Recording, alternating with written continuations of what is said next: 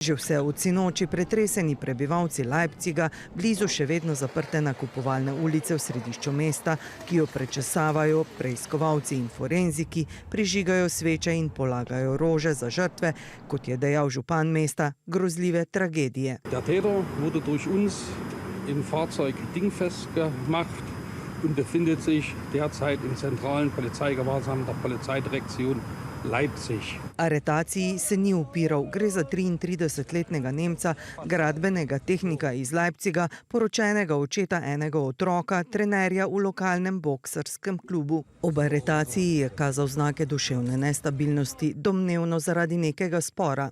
Nemški mediji poročajo, da naj bi ga pred kratkim izpustili iz psihiatrične bolnišnice, kjer naj bi se na lastno željo zdravil zaradi izbruhov jeze in agresivnosti.